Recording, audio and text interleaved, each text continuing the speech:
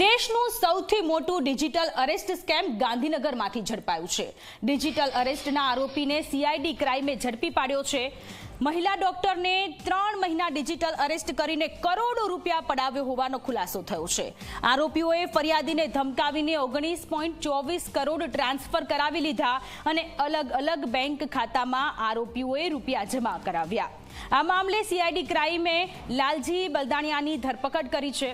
ઘટનાની મળતી વિગતો પ્રમાણે સિલસિલો માર્ચ મહિનાથી શરૂ થયો હતો। 3 મહિનામાં 19 કરોડ 24 લાખ રૂપિયા ગુમાવ્યા પછી મહિલા ડોક્ટરને જાણ થઈ કે આ સાયબર ફ્રોડનો શિકાર થયા છે। ગાંધીનગરમાં રહેતા ડોક્ટર સિનિયર સિટીઝન મહિલાને ઇન્ટરનેશનલ ગેંગ અને ભારતની ગેંગે ભેગા મળીને 3 મહિના સુધી ડિજિટલ અરેસ્ટ રાખી હતી।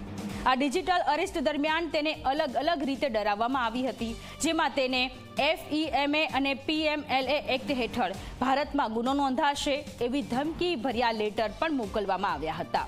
આંતરરાષ્ટ્રીય ગેંગે સિનિયર સિટીઝન મહિલા ડોક્ટરને એવી રીતે ડરાવવાની શરૂઆત કરી કે તમારા ફોનથી અપમાનજનક મેસેજ પબ્લિકલી વારંવાર પોસ્ટ થાય છે, તેથી તમારી સામે FIR દાખલ થશે।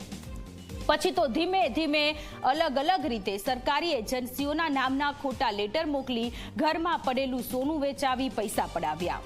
બાદમાં લોકરમાં રહેલા સોના પર લોન લેવડાવી, FD તોડાવી, વર્ષો પહેલા લીધેલા શેર પણ વેચાવી નાખ્યા। આ બધામાંથી જે રૂપિયા આવ્યા એ અલગ અલગ બેંક એકાઉન્ટમાં જમા કરાવી દીધા હતા।